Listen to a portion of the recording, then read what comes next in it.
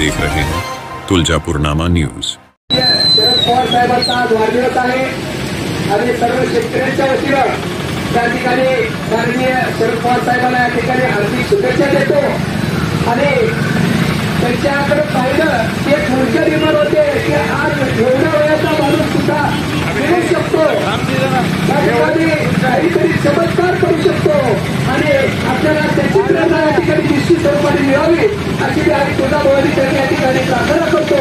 आणि आज या उद्देशानं आम्ही दिनांक 4/12/2024 माननीय धाराशिव जिल्ह्याचे जिल्हाधिकारी साहेब यांना माननीय पोलीस निरीक्षक साहेब नवदुर्ग यांच्या मार्फत एक निवेदन या ठिकाणी दिलं आणि त्या निवेदनामध्ये आम्ही असं सांगितलं की आम्ही तुळजापूर तालुक्यातील त्याचबरोबर त्या ठिकाणी मंडळाधिकारी आलेले आहेत। निश्चित स्वरूपानं आम्ही शेतकरी संघर्ष समितीला त्यांचं स्वागत करतो। मंडळाचे अधिकारी साहेब त्या ठिकाणी आपण उपस्थित असतात, आमचे मुद्दे या ठिकाणी आपण घेऊन घ्यावे आणि शासन दरबारी आपण पोहोचवण्याची विनंती आम्ही या ठिकाणी आपल्याला करतो। आम्ही हे सर्व शेतकरी आहोत। आज या महाराष्ट्रामध्ये आपण पाहतात की महाराष्ट्रामध्ये गेल्या वर्षी म्हणजे 2023 शेतकऱ्याला विमा मिळालाच पाहिजे, शेतकऱ्याला विमा मिळालाच पाहिजे, शेतकऱ्याला अतिवृष्टी अनुदान मिळालंच पाहिजे, शेतकऱ्याला अनुदान मिळालंच पाहिजे, शेतकऱ्याला दुष्काळी अनुदान मिळालंच पाहिजे, शेतकऱ्याच्या उसाला 3700 रुपये भाव मिळालाच पाहिजे, शेतकऱ्याच्या उसाला 3700 प्रति टनाला भाव मिळालाच पाहिजे, अधिकाऱ्याला काय स्वरूपी पदविक्री दिलीच पाहिजे। या सर्व मागण्यांच्या संदर्भामध्ये अवघ्या 5 मिनिटांमध्ये आपल्याला हा कार्यक्रम या ठिकाणी करायचा आहे। सर्व शेतकऱ्यांना विनंती आहे, जे शेतकरी या ठिकाणी उपस्थित आहेत त्या सर्व शेतकऱ्यांना आंदोलनामध्ये सहभागी व्हावं।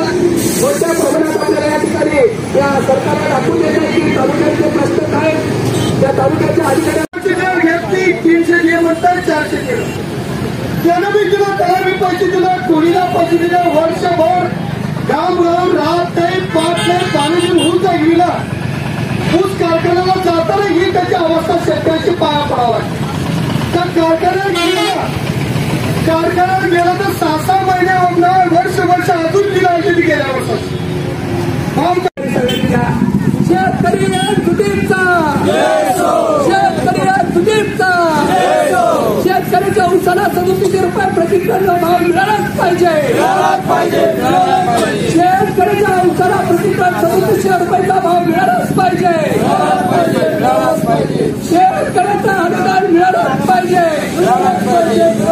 शेतकऱ्याला पीक विमा मिळालाच पाहिजे, शेतकऱ्याला जातीकाळ आणि अतिवृष्टी दुष्काळाचं अनुदान मिळालंच पाहिजे, भूमी अभिलेखन कार्यालयाला अधिकारी काय स्वरूपी मिळालाच पाहिजे। या ठिकाणी पीकच्या सुद्धा या ठिकाणी आलेल्या पीकच्या सुद्धा शेतकरी संघर्ष समितीच्या आंदोलनाला या ठिकाणी सहभागी झाले।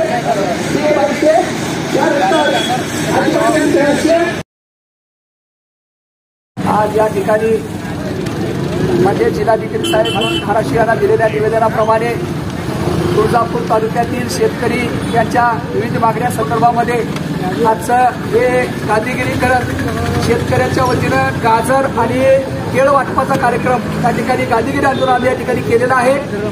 या आंदोलनातल्या ज्या प्रमुख मागण्या आहेत त्यामध्ये यावर्षी सर्व कारखाने चालू झालेले आहेत, परंतु एकाही कारखान्यानं ऊसाचा दर जाहीर केलेला नाही आणि गेल्या वर्षी ज्या पद्धतीनं ऊसाचा दर जाहीर करून कारखान्यानं ऊस नेले होते त्या पद्धतीनं शासनाने त्याची गंभीर दखल घेऊन तात्काळ शेतकऱ्याला प्रतिटन 3700 रुपये या ठिकाणी शेतकऱ्याच्या ऊसाचा दर जाहीर करावा अशी मागणी आम्ही या ठिकाणी केलेली आहे। त्याचबरोबर अतिवृष्टी आणि या ठिकाणी दुष्काळ सदृश परिस्थिती यामध्ये जे निकष जुने निकष आहेत त्या जुन्या निकषामुळे या तुळजापूर तालुक्यामध्ये यादीमध्ये समावेश झालेला नाही। तरी ते दोन्ही त्या ठिकाणचे निकष त्या ठिकाणी तात्काळ बदलून वेगळ्या नियमाप्रमाणे शेतकऱ्याचे निकष या ठिकाणी केले पाहिजेत अशी मागणी आम्ही त्या ठिकाणी केली आहे.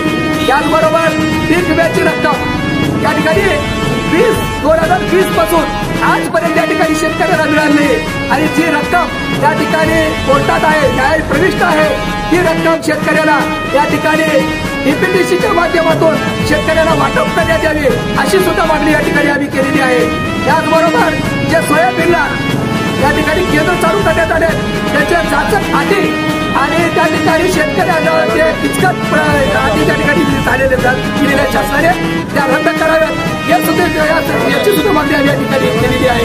आणि त्याचबरोबर उभे अभिलेख कार्यालयामध्ये कायमस्वरूपी त्या ठिकाणी अधिकारी नेमावा ही सुद्धा मागणी आम्ही या माध्यमातून केली. तुमच्या मागण्या मान्य काय डेडलाईन दिली आम्ही या ठिकाणी आता सांगितलेलं आहे जर आमच्या आता मागण्या या ठिकाणी सकारात्मक पद्धतीने जिल्हाधिकाऱ्यांनी नाही घेऊन जर सोडवल्या तर येणाऱ्या 19 तारखेला गुरुवारी या ठिकाणी आम्ही सर्व शेतकरी सहकुटुंब सहपरिवार सहमित्रासह आम्ही या ठिकाणी सर्व शेतकरी या ठिकाणी रस्ता रोको आंदोलन करणार असल्याचं आम्ही या ठिकाणी डेडलाईन दिली आहे.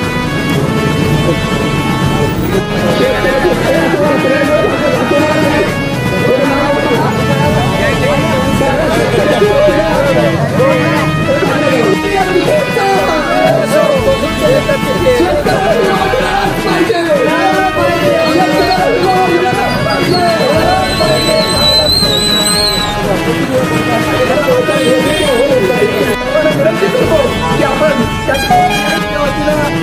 माननीय जिल्हाधिकारी साहेबांना निवेदन देण्यात येत आहे.